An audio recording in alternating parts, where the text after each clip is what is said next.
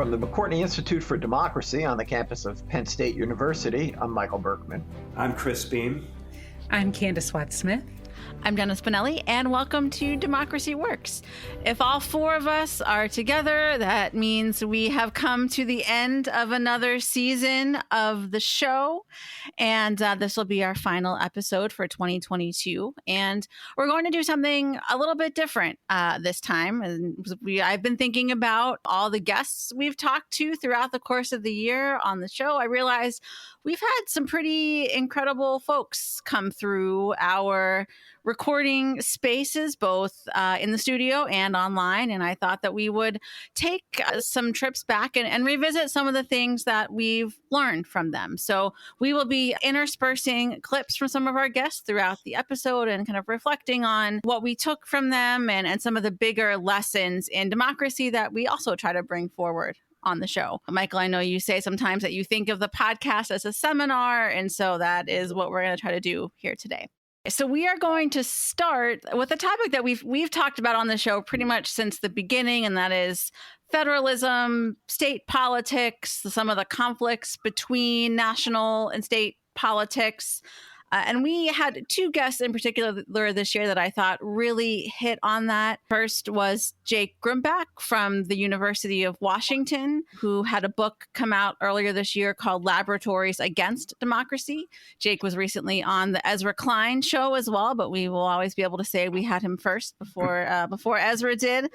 And the New Yorker put him on the good books list. For right. Yes, it is a very good book. And the other was Judge Jeffrey Sutton, who has a book called Who Decides, which looks at federalism through the lens of state constitutions, and as you'll hear, with a very heavy lens on Justice Brandeis. So let's take a minute and hear from Jake and then from Judge Sutton.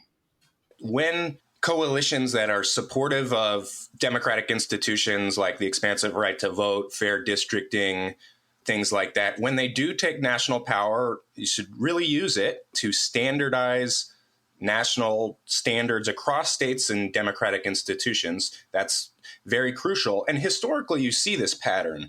Threats to American democracy have tended to be state legislatures have been the main sort of backsliders or institutions that hold back democracy, whether it's through allowing slavery, Jim Crow, disenfranchisement, even mass incarceration, now current threats to voting rights and gerrymandering and so forth, and election subversion. It's been the Supreme Court that has largely enabled these state legislatures. And then it's been when they step up, Congress has been the one to stop state legislatures from doing that. So Congress has tended to not actively backslide, but they often have this sin of omission where they don't actually organize to pass national policy to stop state legislative backsliding on democratic institutions. So I think that's an important implication. And then also just in a way broader sense, all of those theories of federalism being great for policy innovation and so forth, policy learning, bringing people closer to their elected officials, depolarizing politics nationally, all of those things don't appear to apply anymore in this era of highly nationalized, polarized parties and national media and all of this. Those don't seem to apply anymore. If you have a new problem, let's talk about things that we all agree are problems: opioids, data privacy, I suppose features of the pandemic. And there are parts of these problems that it's very hard to get up on a soapbox and say there's just one and only one answer. We'd love to have the opioids crisis behind us. We'd love to have a way to be more confident about data privacy.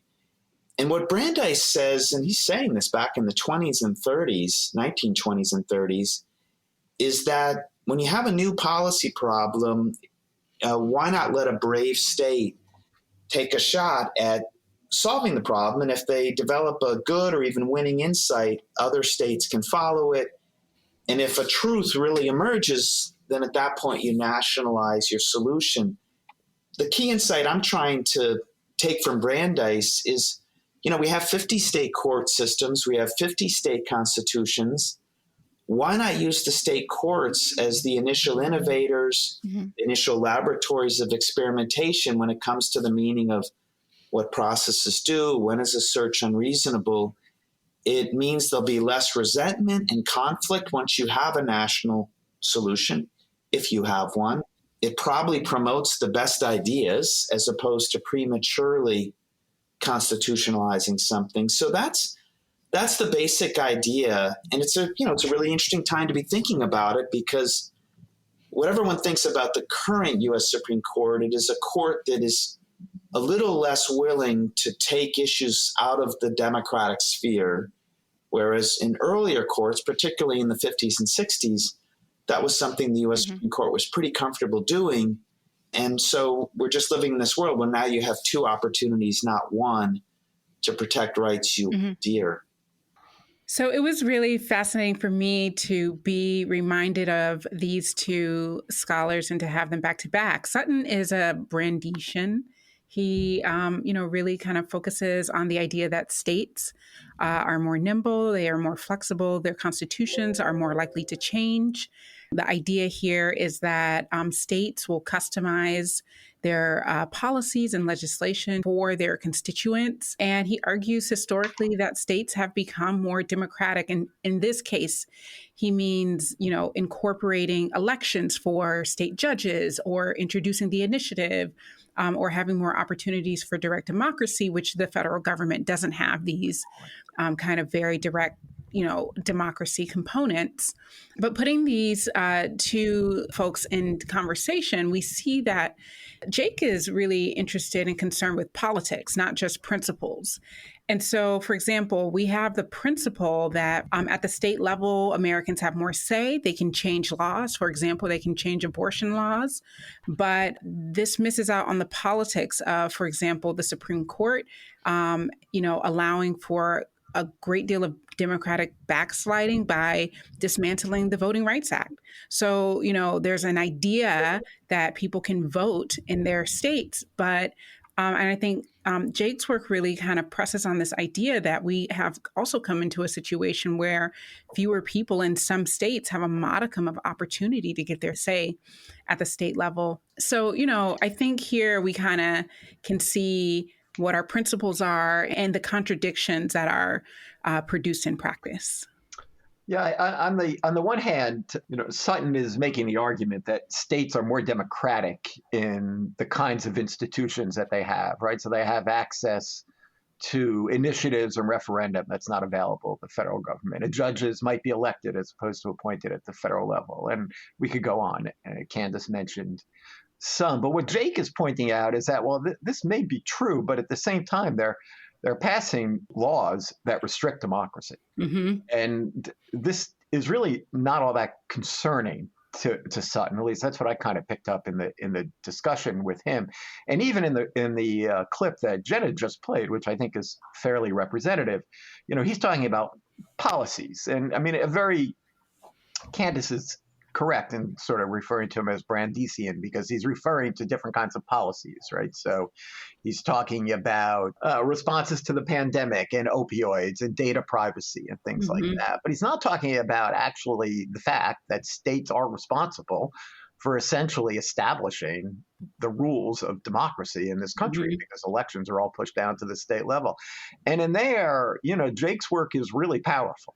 In pointing out how some states have moved in highly regressive directions. Others have not, but some have really moved in highly regressive directions. And I don't know, maybe we can get to it or not, but I do think it's really interesting, some of what Sutton had talked about, to now see what's going on post-Roe. Because it is actually the case that many of these state constitutions are providing pro-choice forces with avenues to fight that, to my knowledge anyway, had not really ever been used before. And so you're seeing these interesting cases in state courts in Utah and in Florida and other places where state constitutions may actually be more protective of people's rights to choose reproductive freedoms than the national constitution.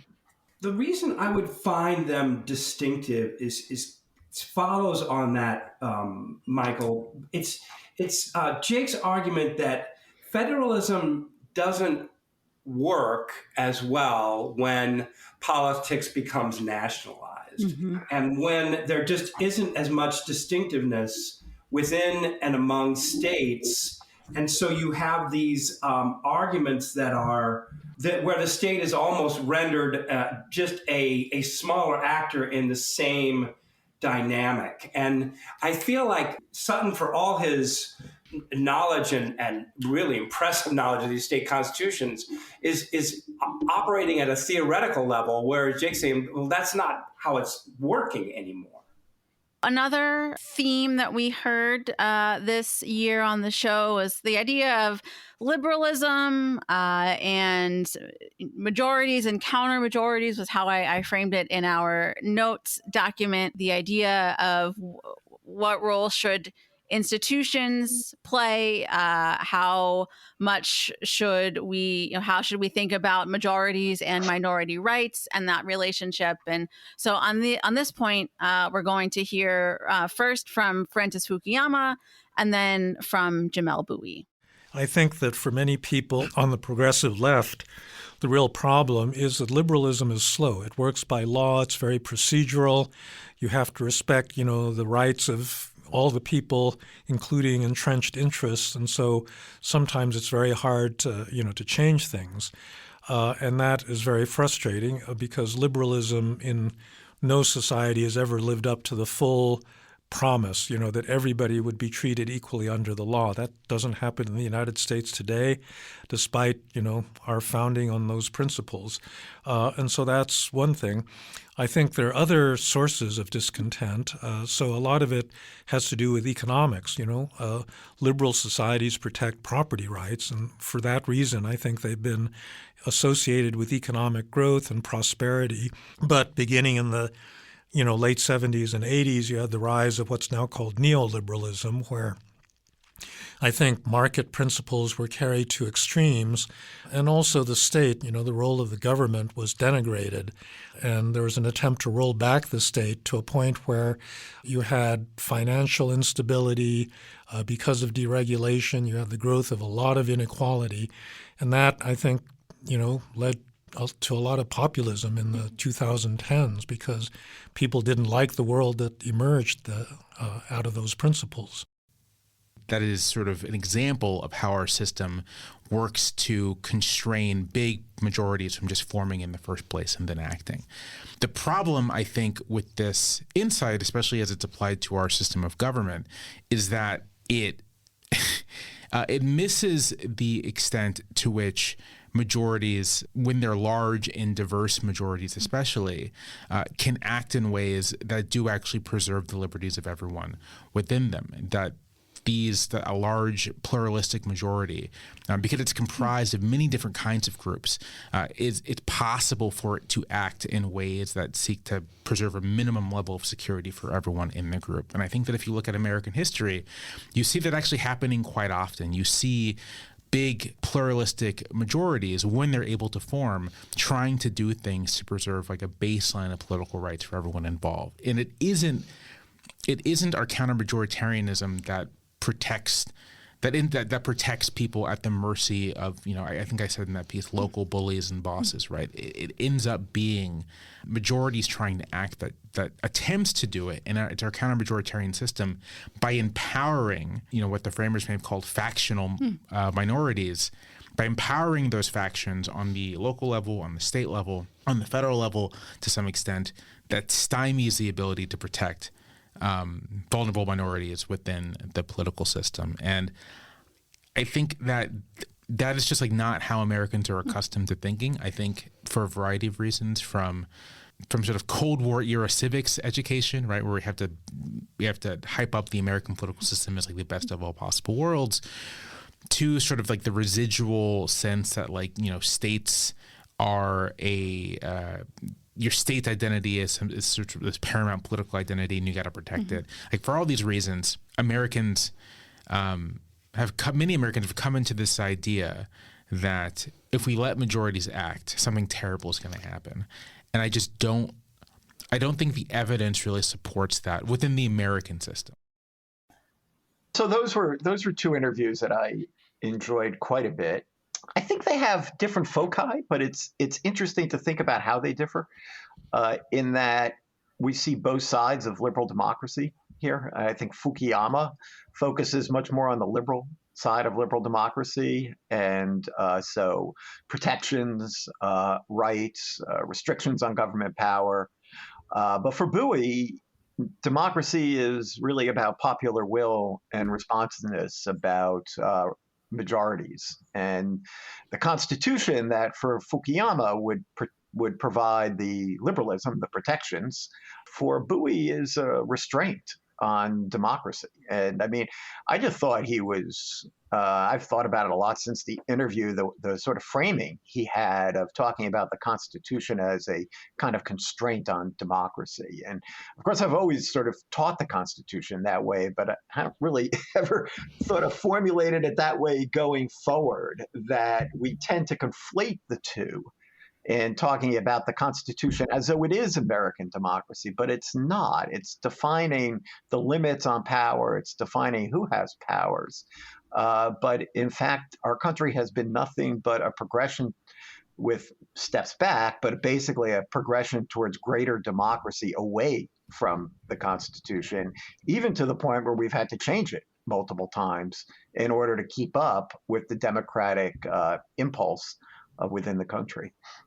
One thing that stood out to me regarding these two is that they both kind of touch on the idea that what we call democratic institutions can be used in illiberal and anti-democratic ways. Mm-hmm. So for, it seems to me that Fukuyama, a person can be democratically elected to be repressive. These are not mutually exclusive possibilities. And then for Bouie, we have a number of counter-majoritarian institutions that are ostensibly designed to protect more minority rights, but these too can be used to prevent the extension of more rights and greater inclusion.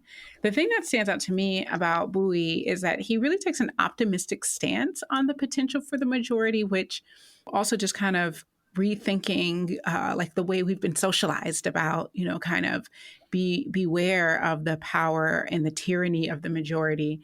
But I wonder still if we're at a particular moment in time where if we have a large majority with many factions, then, people will be in multiple factions. And so ideally they would protect, they would expand rights, and there would be greater inclusion.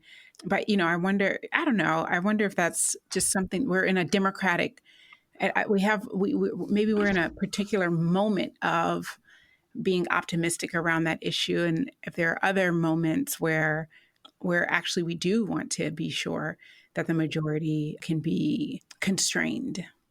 This is typical Bouie, right? I mean, he's contrarian. He's focused on history, and it's always kind of thought-provoking and challenging to listen to him. I mean, I think he acknowledges, right, that tyranny of the majority is a thing, and it's also true that that's particularly important, particularly something that the founders were worried about, right?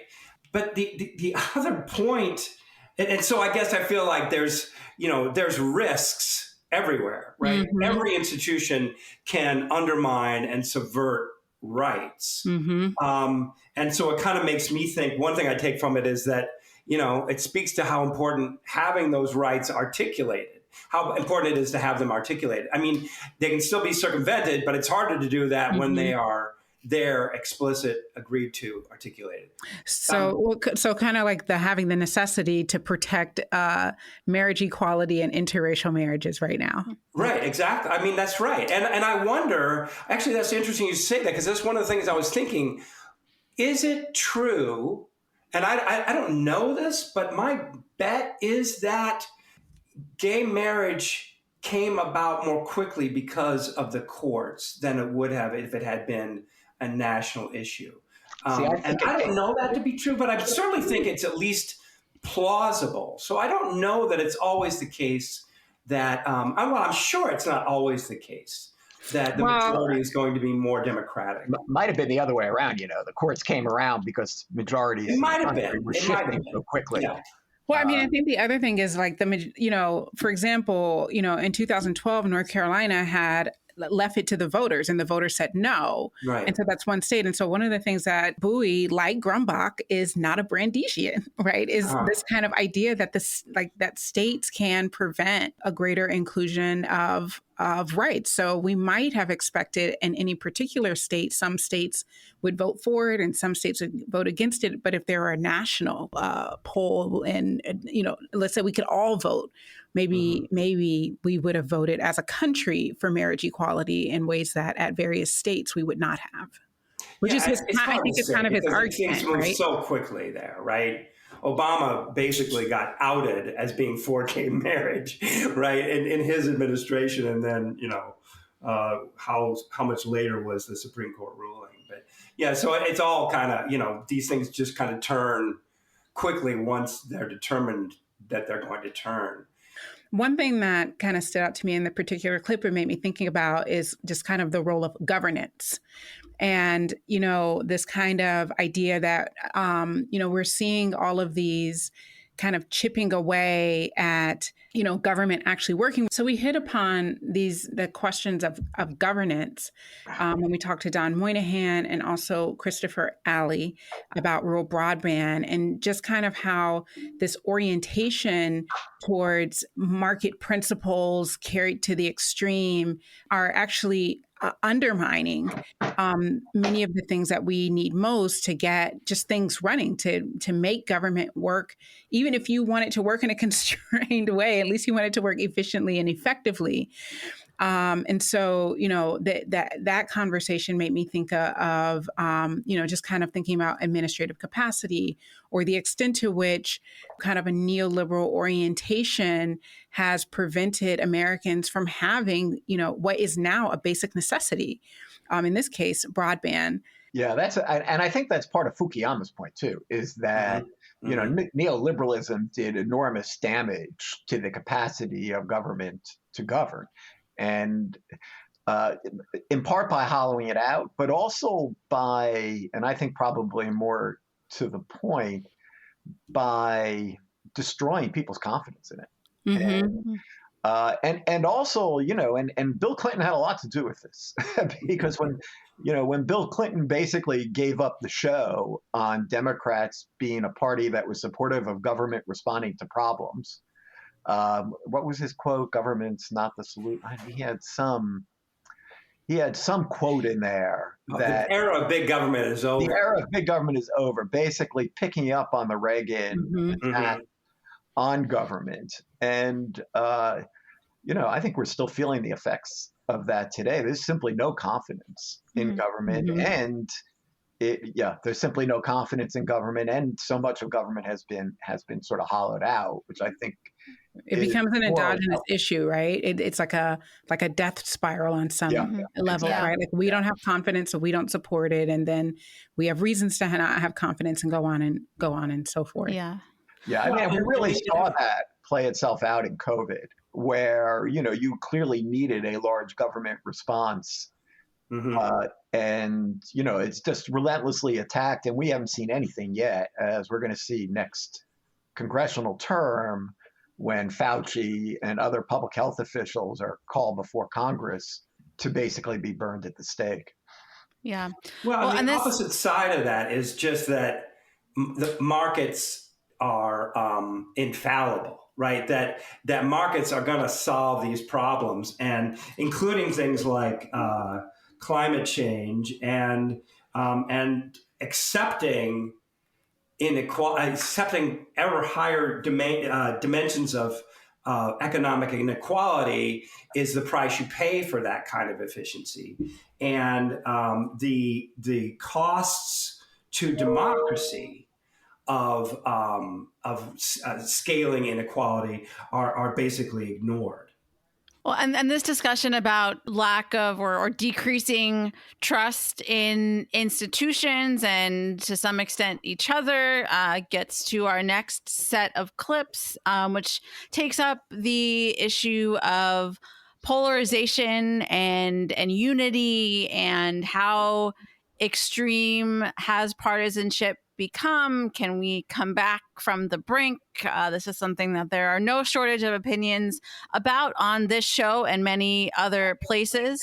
But for our purposes, we're going to hear from Lilliana Mason of Johns Hopkins University, who we talked to back in the spring. She's the author with Nathan Kalmo of a book called Radical American Partisanship, which through public opinion work tries to understand exactly how divided we are in a variety of ways and on a variety of topics.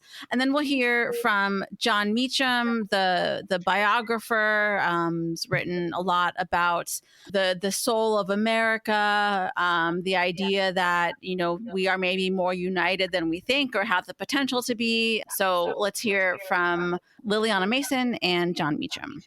If the parties could organize, brutal violence during the Civil War, and what are we doing right now when we're only asking questions about, like, do you want to be next door to somebody, right? We're not actually asking anybody the potentially really radical feelings they might have about their own party and people in the other party. And that's, really based on this idea of American, political science, thinking about, we think of partisanship as a pretty benign thing or as like an organizing, tool for people to be able to vote more easily. And so we've never, ever really asked people kind of the more extreme possibilities of their attitudes about people in the other party. So it really does seem to be that there is that one of the major, and for Republicans, actually, racial resentment is the strongest predictor of moral disengagement from Democrats. So it really does seem that one of the things that's happening is that Democrats and Republicans are hating each other over this specific issue of social equality, right? The traditional social hierarchy. Where do women, and they also, this relationship also holds for Republicans on the sexism scale. So where do women belong on the social hierarchy today? Where do non-white Americans belong on the social hierarchy today? And that question really seems to be driving a lot of the animosity that we're seeing, partially because the parties have sorted into these kind of identity-based groups. And with, sort of white Christian men being in the Republican Party, that has really centralized the question of status and whether or not we've made enough progress to be a more egalitarian, multi-ethnic democracy, or whether we need to do more, or whether we've gone too far, which is sort of the push and pull between Democrats and Republicans, sort of the central question that they seem to be arguing about. My view is you can't love your country only when you win. And as long as we accept the protocols of politics, if we accept the rules of the road, if we accept, pick your, analogy, then we can argue. And this country is always, at its best, this country's at 60-40. That's massive unity, right? 40% of the country never voted for Franklin Roosevelt. In the three great landslide elections from the Second World War until now, 40% still voted the other way, 1964, 1972, and 1984. So what we're really looking at, I think, is 60-40 is the goal, or the historical measure. Right now, we're at 50.5 to 49.5, right? So how can we at least get to maybe 53-47? And at 53-47, which is what, say, George H.W. Bush got in 88 or something, we would sit around thinking the country has come together. And there's a lot of political science on this, the structural nature of polarization, all that we can talk about if you want. But I think this is eminently doable because we're not talking about that many people. And I don't care if you disagree totally with me on everything. In fact, most people do, I would imagine. But you got to say the election was fair, right? That's the threshold. If you're going to participate in what is functionally an unfolding plot to undermine governance, then that's not unity. If we're all in it and we fight, but we accept the rules, that's a whole different thing. Mm-hmm. That's what we're supposed to do.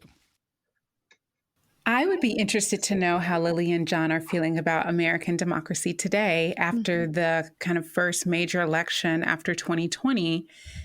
Lily definitely points out that there's an underlying simmering reservoir of political unrest and potential for political violence.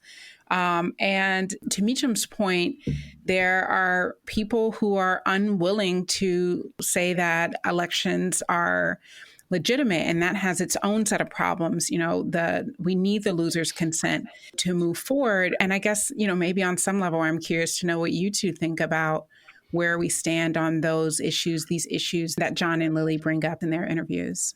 Yeah, if I could pick up with that. I mean, what most struck me before this election was that the husband of the Speaker of the House was attacked for political reasons, and the other party joked about it. Yeah. And I don't know that there's anything more really to say about American politics today, or anything more that affirms what Lilliana and her co-author were trying to argue in that book, which is this much greater acceptance of political violence. And of course, nothing has happened since the election to dispel any of that, right? There was the attack on the nightclub.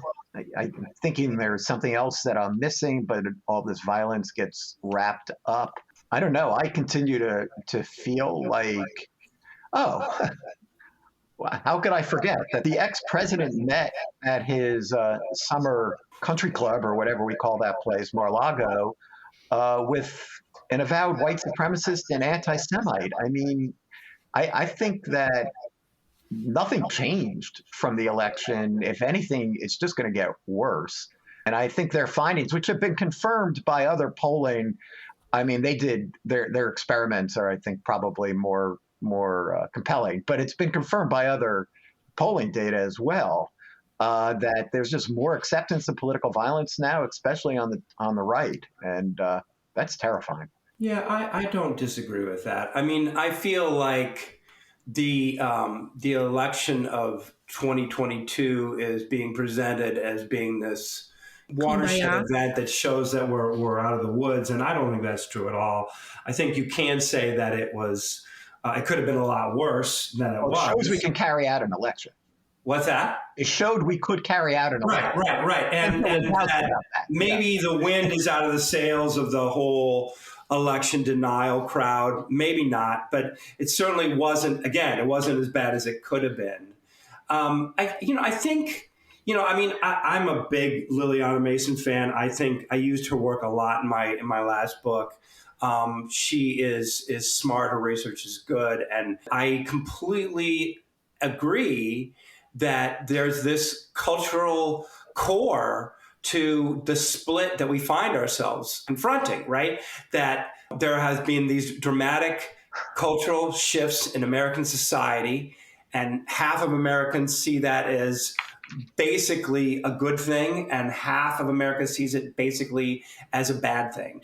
And when you say you want to make America great again, you want to go back to the former status quo ante when there was a white male Christian hegemony. If you looked at this, antiseptically, you'd say, well, yeah, that's just kind of what happens when there's a big cultural shift, that there's a core of people who see their identity and their self-interest too tied up in the former status quo to let it go. But eventually it changes. And how soon and how violent that change is, that's a different story, a different question. We don't know the answer to it. But yeah, I think that's basically where we are right now. Thank goodness for the people who show up to work every day to make sure that doesn't happen. Wow, you guys, both Jenna and you guys are all like coming up with these great segues. Very impressive. Thank you. And yes, nice set up. Thank you, Candis, for our last set of clips, which looks at, to harken back to the name of the show, the ways that democracy works, the ways that, just like you said, the people who show up every day to fight for democracy and the principles therein. So in this set of clips, we're going to hear from Jessica Huseman of the news site Vote Beat, that's out on the ground, covering county clerks and other people across the country. And then from Joanna Lydgate of the States United Democracy Center, our 2022 Brown Democracy Medal winner, for the work they're doing on the legal and the policy and the advocacy side to help these folks. So let's hear from Jessica and Joanna. The vast majority of clerks that I speak to on a daily basis are like people who started working at the county when they were 16 years old and like have just been promoted and promoted and promoted, right? Like they're not people who, you can't get a degree in election administration, right? Like you just do it. And so, you know, I think that realization has been really helpful. Like I have noticed, for example, that clerks are much more willing to spend more time with me and other local media for the reasons that I've articulated. But, I think that the other thing is that there are big nonprofits that are helping these groups come up with communication strategies. So the elections group is a consulting group that does a lot of like work with local municipalities, and they had Pam Fessler come in and do like a communications guidebook for election workers. And Pam Fessler is a delight and a genius from NPR. And so, I think that there are these support systems and guidebooks that didn't exist before. Like these people actually needed to be told, like, here's how to engage with the media. And that's not an insult to them. It just like is what it is. And so now that they've got those tools at their disposal, I can see them putting them in. And I think the good news is that these folks are holding strong. We get to work with them every day. They're incredible at what they do. 1 in 3 says they feel unsafe in the job right now, yet they keep doing the job and they're holding strong just like they did in 2020. And they'll continue to do that if we continue to support them. I think about it this way. When I need my car fixed, I take it to a mechanic. When my kid is sick, I take her to go see a nurse or a doctor. Election administrators are professionals, like so many other people we rely on in our lives and in our system. They're trained to do this. They've done it for decades on a nonpartisan basis. And so to be undermining and questioning their work in this way, not only is it totally unmerited, but it's really un-American. And so we do our best, as Norm just described, to support these officials and to educate the public on what they do. But we also get to be inspired by them every day and all across the country. So both Joanna and Jessica reveal for me, on one hand, how important the people on the ground are to making democracy work via the election process in particular. And on the other hand, how much our democracy as we know it depends on unsung heroes, county clerks, poll workers, et cetera, which is quite different from what we were just talking about, the elites who have an entirely different set of incentives, some of which are incentive to misbehave and to, undermine the kind of central components of democracy. There are just kind of thousands of people who work in offices that are ugly and have, bad lighting, and but they show up to ensure that we can move from one election to the next, despite all of the kind of obstacles that people are putting in front of them on an everyday basis. Yes, I mean, bravo to the election workers who managed to pull off a good election, and they even counted the votes fairly fast, which there were a lot of concerns wouldn't happen. And, these adaptations put in response to COVID are continuing to work pretty effectively, and all of that is good. I still think it reveals a real weak spot in our democracy, the fact that our elections are so decentralized, the fact that so much of their administration is put into the hands of elected officials, and then also to just everyday folks. Volunteers. Who are being asked to put up with quite a bit, increasingly so. This is not the only way that a country can run elections. Other countries, elections are administered by apolitical or nonpartisan, administrative, nationally national offices with uniformity across all voting jurisdictions, with professionals who were paid. And, it's good. It worked. And hopefully it'll work next time too. But I continue to feel like elections are really American institutions have held up well in a difficult time, I think. But elections strike me as a really vulnerable area. These election beleaguered, unfairly treated, threatened election workers, helping them figure out how to present themselves in terms of the media, how to present the work they do in a way that seems, that appears less threatening or less nefarious, and also defending them, right, in law and otherwise. And my kids would be shocked if they heard that I was the Pollyanna of the group. But it is true that the one election denier that's operating right now is Carrie Lake out of Arizona, and she is becoming a laughingstock. Both in terms of her inability to get any groundswell behind her and in terms of the reaction of the general public. So I'm just saying this is not a done deal. There are opportunities here. Democracy works, damn it. Yeah, sometime maybe next year or something, we can flesh out a little bit more about what this notion of election denialism means. It's all being taken quite literally right now. So they deny the meaning of the 2020 election. And so the big ones all lost. The states united had their focus on the people that were going to be governors, secretary of states, that type of things. The referees, I believe, is the term that states united uses, right? Mm-hmm. They're concerned with replace. But over 60% from a number I picked up from the Washington Post of Republican House members now are election deniers.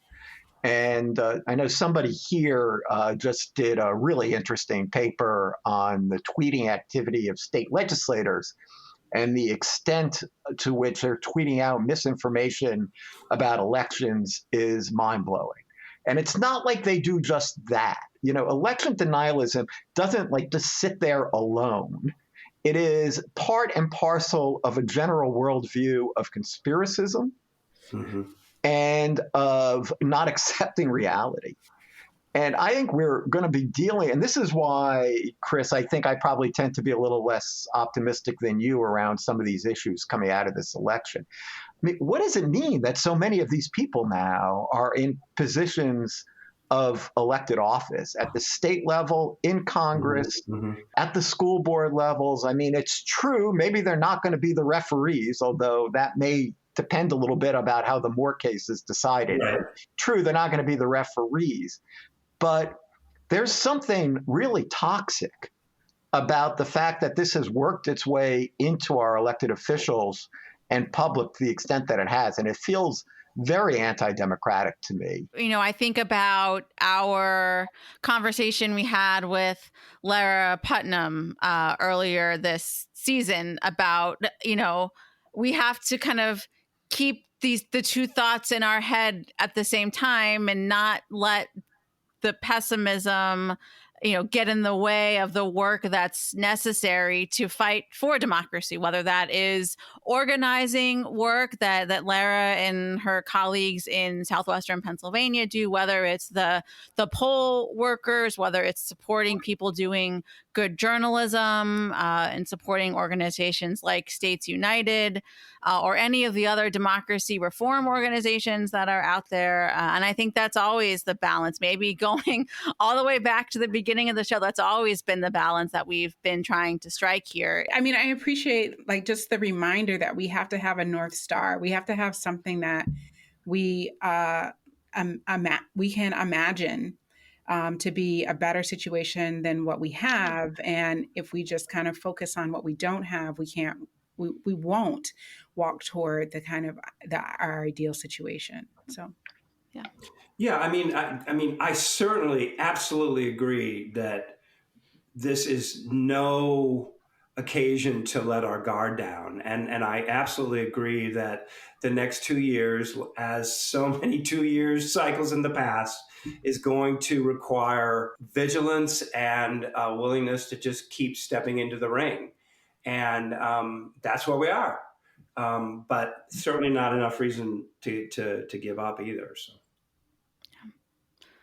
All right. Well, I think we'll leave it there. Thank you, Michael, Candis, Chris, for another great year. Thank you to all the guests who have joined us over the past year. You've heard from some of them in this episode, but there are a whole host of other episodes you can go and check out while we're off for the holidays. And thank you to our colleagues at WPSU for helping us put the show together and get it out on the airwaves.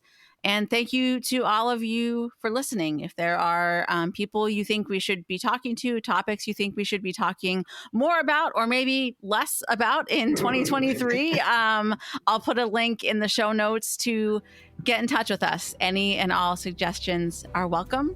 So for the entire Democracy Works team, I'm Jenna Spinelle. Thanks for listening. Democracy Works is a collaboration between the McCourtney Institute for Democracy at Penn State and WPSU Public Media. Our editors are Michael Klein, Chris Kugler, Mark Stitzer, and Clint Yoder. Editorial review by Emily Reddy. Additional production support from Andy Grant and Christine Allen. If you enjoyed this episode, please leave us a rating or review in Apple Podcasts, Spotify, or wherever you're listening right now. Democracy Works is a member of the Democracy Group Podcast Network. Visit democracygroup.org to learn more about our podcast collective devoted to democracy, civic engagement, and civil discourse. Thanks for listening. We'll see you next week.